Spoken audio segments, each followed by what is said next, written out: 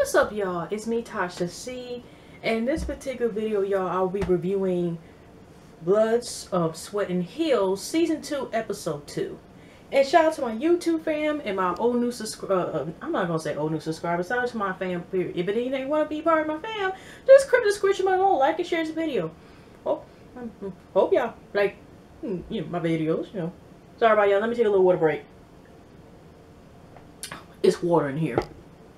But anyway, y'all, in this episode again, it's been a tearjerker. I think the way it's going damn near this whole season, I might as well, and I'm not trying to be funny, but I think I may have to invest in some Kleenex. Because just with the situation and what Daisy's going through with her illness and dealing with the cancer, I forgot what cancer it is, but she is in stage 3, at least at this time being. Well, no, it's like I say, keep Daisy in your prayers. And it's just that we're seeing, and just keep anybody in prayers that's going through, cancer similar situation. But let's go through her first before we get to the climax of the show, and also the introductions. Camille is kind of what's the more talk of the other lady that was presented. They kind of like just had her name, and I guess we won't see her to at least episode 3. So Daisy, again, she's going to chemotherapy. Well, in between then, we see Micah. She meets her up at Micah's house. And first, we hear a familiar voice. And she's in some heels. Micah, and somebody was saying, oh, I gotta take my glasses off, y'all. I don't know why. I need to get some more. But my eyes is a little irritated right here. Alright. I don't even feel like putting them on right now. We see a familiar face. And with the familiar voice. And it turns to be Terry. And Micah, and you know what? We about to dedicate. I got a hood on this thing. I keep forgetting when I wear this. We gonna put the hood on in dedication to Micah today. Just right here. Just right here. I don't know. I just thought about she wearing a hood. I got a hood on here. Let's do it this way. Let's do this. So Micah is saying she's friends with all her exes or whatever. She's cordial or whatever, right? Daisy comes over there and she's talking about how she's going to the hospital, I think, to do the chemo for like 2-3 times a week, and she wants to make her there for some support. I think, we're seeing one time that Daisy does go to chemo herself before, and she doesn't want her parents to worry. She's really concerned with worrying, and she's having faith, and she is, still holding her strong, but being stage 3. But she's like how stage 3 and especially stage 4 is danger zone. If it was to get in stage 4, we know usually 9 times out of 10 that means that you have only so many months to live. Okay, so she's doing the chemotherapy that day. So when she goes see Michael, even Daisy, when we see Terry, she like, really? I thought y'all broke up. What's going on here in the confessional? She's like, did he come over to fix something or give some service? What's going on here, basically? So, Michael just says, I guess there's still good turns. Terry ends up leaving actually a little after Daisy leaves and just keeps it moving. And like I said, that's when Daisy is talking about her circumstance with the chemotherapy and just trying to take it day per day. And Michael, is there for support.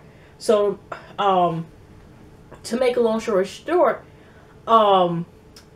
we have it where she's going to chemotherapy before Micah gets there in this next session. And she has a couple more to see if the chemotherapy is working or not, as far as the results. So, she has a breathing coach that is there talking to her. And and Micah comes in being silly as hell. She got a lot of pop. She's got little nurses hats, so trying to build up Daisy's spirits up. And Micah's like, one thing I noticed, like Daisy and Micah, and it seemed like Micah seems to be so far that I think she's maybe I can be speculating, y'all, but seems so far that I think maybe since the healing process has been with the death of mourning her dad, she seems to kind of stray away from maybe using wine or any liquor or choice, whatever, to kind of like not use it as a way of, like trying to tune out or like cope. She was using probably the wine to cope, because now it seems like I said, she seems to be more fresh. She's naturally a silly ass person anyway. and so was Daisy. Even though you can tell, like, somehow it's kind of like we're using laughter, like laugh loud and laugh now, cry later type of thing. So we're starting to see that with them as well. So, you know, especially with what's going on with Daisy, you know, Daisy's like, you know, sometimes bones ache, she feels weak, the back, you know, it's stuff of that nature of her just trying to fight and dealing with, you know, the situation with the cancer. And so, like I said, when the woman's holding her hand, Michael's saying, Michael's like that she's core there, supported, she will get through this, but she's not going to admit that, you know, she is a little scared because of what happened. Her father died of cancer, and, you know, she's just kind of still, you know, still coping. But in a way, we still see that, like I said, we don't see any wine in her hand, if you notice. She's talking about doing pop-up fashion shows and everything, you know, stuff like that, you know, working on her agency, working about with herself, you know, working on herself instead of relationship. And she does probably need a break and focus on, especially, you know, being there for, you know, Daisy and all what she's going through, that, you know, take breather. So anyway, like I said, Mike was there, and it was just, again, it was a tearjerker more because Daisy started crying, and, you know, the breathing coach was asking was she in pain, and she's like, no, she's just like, you know, basically she's glad she's holding her hand in the strength of while she's doing the chemotherapy, and then she's holding Michael's hand. It was just a touching moment, and, you know, to my faith, it was just like, oh gosh, I'm not, you know, I'm not trying to avoid crying or anything, but like I said, there are a lot of emotional moments, and it's probably going, like I said, throughout this entire season, it looks like. But yeah, so to make a long story short, let's get into the Demetria. Now, Ganima, you know, we got a little bit more about her apartment and how she's in Manhattan and all this other stuff. And even though it's a studio, she's in, you know, Lab of Luxury or whatever. And you know, and Demetria comes over. She still, you know, now, like I said, she had the book, but she didn't like it when she wrote the whole thing. So she started over, and then the wedding's in 8 weeks. And then she got, you know, to finish the draft for this upcoming book that has to be due, and I think in a few weeks prior to. So it's like a lot of stuff intertwined with each other. And she's up here, you know, got an IV full of lattes that probably she needs, because she, you know, she's kind of has for the deadline. Even, but also too, for her, I think she self-publishes her books, I think, or something she was saying, or something. But it's along the lines is basically she gets, you know, nobody else gets to work. She does her own shit, I guess, basically. So hey, more money, all right. more power, more to you, the title to your own shit, okay? For me, by me, from me, okay? So we have that going on. So when she goes to meet Geneva, and they're talking about the Melissa, and they're also just talking about how, you know, oh gosh, the days, yeah, I think they've mentioned about Daisy and Mike or whatever, because Geneva was like, you know, Demetria feels like she wants to support Melissa and get her story out. But, you know, he was like, oh yeah, so I go there to, you know, her off-Broadway play, you know, saying that. Even Demetria was like, well, you sure offer some shade, but we already know, and I don't know if it's going to be this season, they didn't show that yet, about how Ganit took it up a notch. And I'm thinking, like, if they do get a season 3 this episode, is this bitch going to come back? Because we already know she likes to pop them bottles and apparently try to pop them on people's heads. I think I probably mentioned the last review about it, but I'm just saying we already know there was some shit going on and how she ends up, you know, trying to come for Melissa and, you know, whatever. So, I don't know, but alright. But, anyways, we got later on where, actually, you know, they talk about going to, you know, like I said, the Melissa play, because everybody ends up meeting at the play. But like I said, wasn't that other lady that was in last season, Bree? I guess she decided I ain't got time for this, and maybe they didn't want her back because she was like, she was there, but she really wasn't there. Or really, her parents' house in the Hamptons, or I think it was the family house in Hamptons, kind of stood out more because we already know that's where Michael, you know, was like, there was a lot going on with the argument and stuff between her, Demetria, because they all. Demetria and they feel like, of course, they got this now. We got these two separate groups, but Melissa seems to be somewhat in the middle of the cycle. Because she's still, like I said, we see it's cool with Demetria or whatever, right? So, anyways, y'all, we got later on, we got Melissa, because like I said, everything intertwines with each other. Because like I said, was stuff going this episode, but it wasn't that much, you know. It's really, like I said, kind of like hard to review to a certain point as far as right now because of the, you know, sensitive nature subject of Daisy's and her health. But, you know, and especially, but hopefully things will get better, not also with her health, but as far as like the petty shit of the arguments, and people can put their stuff aside and come together, because, you know, life is too short. You know what I mean? Especially, you know, hearing about this with the Daisy situation, just let alone. And, you know, so, and especially even last season, like I said, Michael, you know, Michael lost her dad to cancer, you know, a situation. But interesting enough, we see Melissa in the beginning. She gets ready for this play, and she's nervous, and I think it's like 1 or 2 days for opening night and stuff like that. And how it's basically like the play, this musical that she's having is to talk about, you know, kind of like what she went through, but at the same time, it's like a way of her venting. And she goes to pick up her mom and her auntie again, which were there from last season from the airport. And, you know, she admits that actually her and her mom kind of had like, she didn't have like a close relationship like that should be and stuff, right? And she admitted also when her father, before he died, she even skipped school for 2 weeks in case, you know, see her dad in the hospital. She kind of kept to herself and, you know, just kind of like dealing with certain insecurities and stuff. Like I said, if people have watched my last season reviews, everything I reviewed up to the reunion, that I remember her talking about some of the insecurities that she had and how she kind of even hated her body. And this is when she became popular with Shake It Fast and Hype, you know, with Hype Williams and all that stuff. It was around the same time Hype Williams was like known for his videos, one of the main, you know, video directors, you know, hip hop, you know, video directors, whatever. And at the same time, Neptunes was starting to get popular. You know what I mean? She was a lot of the videos. It was, you know, around that time, early 2000s, I remember, I think.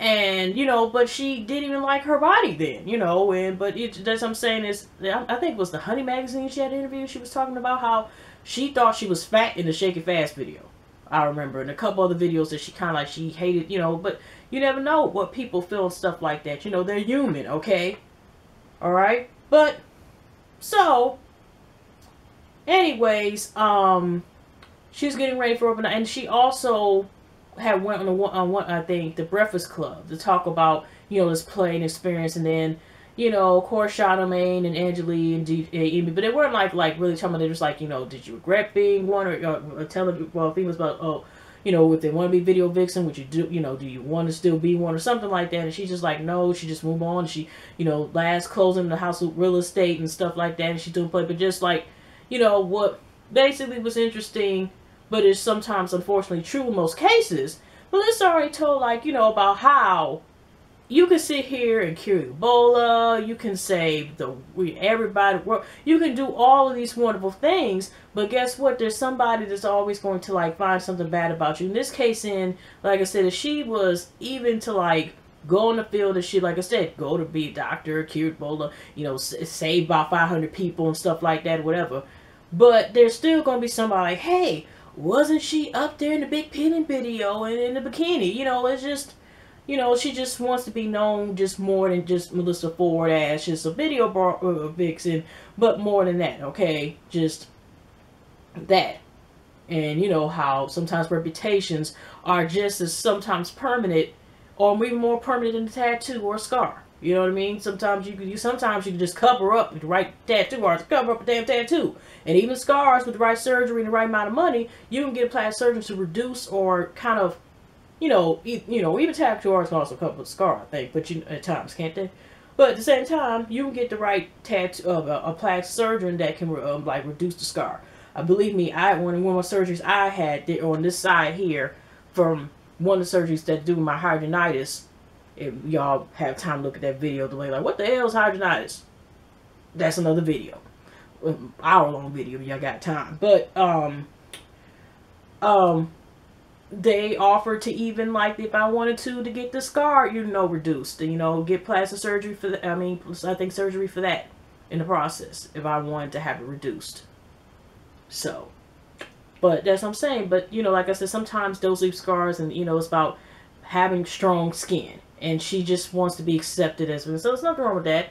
And, like I said, she is kind of most worried about the grand opening night, you know. And so we go to fast forward because, like I said, it was stuff happening here, but it wasn't like, ooh, wow, whatever, right? Now you got Micah on one side of the table, you got Demetria, and you got Micah here, sitting here, whatever, like this. With, you know, doing, okay, we gonna make this, we gonna make this to a fan. And you can meet you at the side. You know, it's like they're not saying anything. It's been literally 3 minutes, and Michael was not over exaggerating. Michael was not over exaggerating. She just like this, and here to meet you.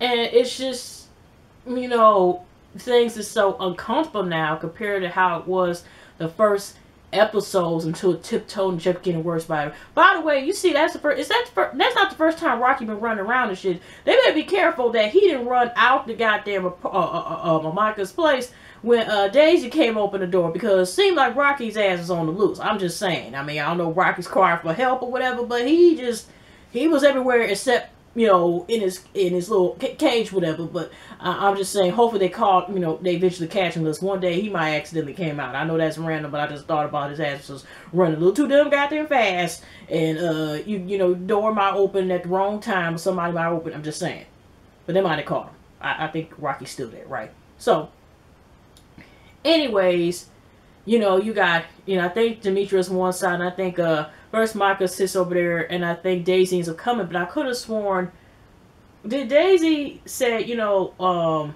when Geneva did end up saying hi, and they're just like this, oh my gosh, they're over there type of thing. You just see that thing, and then all of a sudden, Camille, I think her name's Camille, comes, or it's Camellia, okay, comes there, and she's Geneva's friend.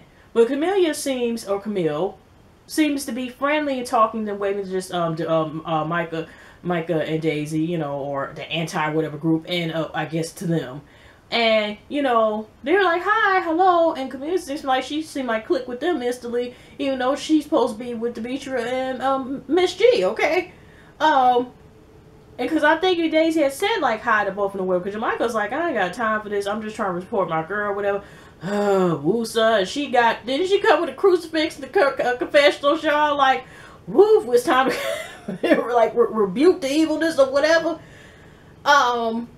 So we have Alyssa split when she's starting, and she's saying, you know, the introduction and the bits and pieces of the. I don't know how the play did, to be honest with you, y'all, but you know, the bits and pieces they showed, it was somewhat like what we seen in rehearsal. And then first there was a problem with the soundboard, so we're hearing all this feedback and all this stuff, right?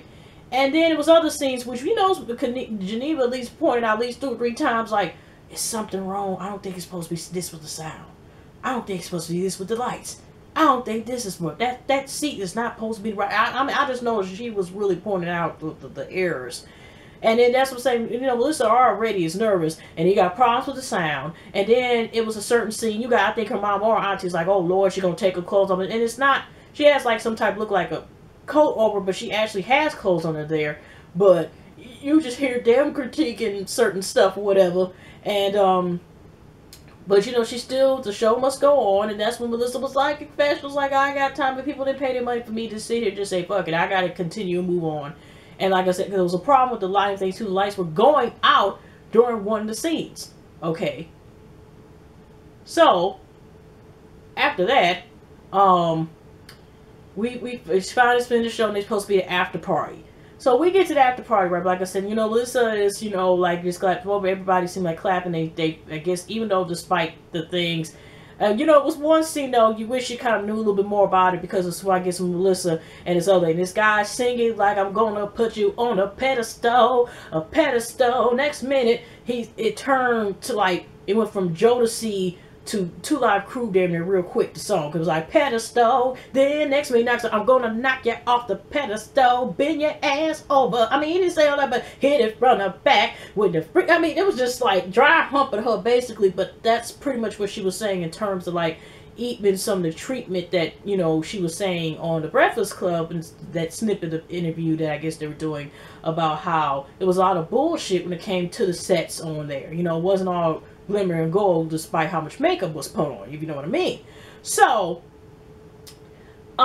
we go to the after party, and you see, like I said, the two little groups. I think, like I said, Camille was like interested in talking to Micah and Daisy, and they talking about where to go meet men at and stuff like that. But you know, she asked it. Camille asked how Micah, how her and Terry get along, because turned out Camille was good friends with Micah, and Micah's like, well, our relationship is a little distant now, whatever, whatever, right? But they're still talking. So I think Jamaica came over there. Was it Jamaica? Because, Jamaica was like, she said she's like, they thinking like I'm this type of person, negative that way, whatever. But Michael was the one that was on some BS, whatever.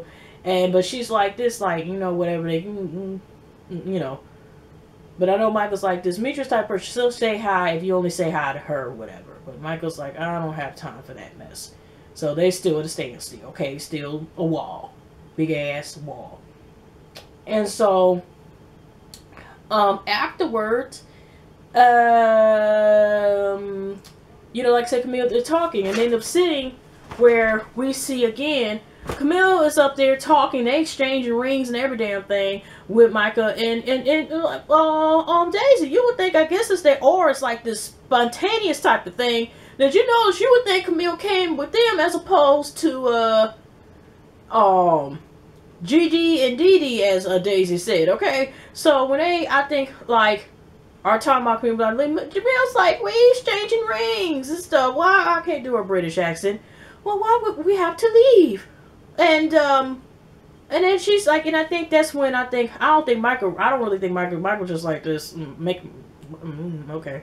But, if Jenny was like, well, I not see you again or something like that. And I think Daisy was like, okay, nice seeing you too or something like that. Okay, and Demetrius said something like, well, you can say hi. Well, you can, say hi or something like that. It's okay. You can say hi or something, whatever. And here's Daisy like, I do be saying hi to her, whatever. But Camille still, I think, I don't think she had left. But she just like, I do be saying hi. Okay, what is your problem? I tried so many times. There's only so many times I'm just going. It's just one of those things. But Melissa did talk also to her mom right prior before that last scene, and she, her mom was like, she understood where she was coming from, and Melissa began to cry. But like I said, they obviously I didn't know that her and mom kind of had like not like a close relationship that they should have. And, but her mom understood and approved, and she was just happy about that, so it was another happy cry. And Demetra came over to hug her because she didn't know why she was crying. She thought she was sad, but, like I said, Melissa probably has built up, like I said, she's been working on this play for 5 years, and I think she finally put this complete thing together, but working about, 2 months, she said, or something like that. So, yeah, but that's pretty much all we got. It's like, you start to see, like I said, I forgot what the other lady's name is, but she, like I said, they just show her name. I don't know, she was so quick, I didn't see her. That's how I just know the lady's name started with A. 4 letters. That's it. And that was it. And Camille, like I said, has recently been single too, because, whatever, about a month ago. A month ago, her man left her or whatever. Now her ex-man. But you get what I'm saying. But yeah, that's all I got, y'all. Yeah. But y'all pleasantly not pleasant weekend. And I hope y'all had a happy Easter, because it's past 12 o'clock now, midnight. And, or either, you don't believe in Easter, or whatever case is, I hope you had a lovely day, pleasant life, pleasant weekend, pleasant week, and I definitely see you on the next video, and we'll just continue from there, y'all. Y'all take care.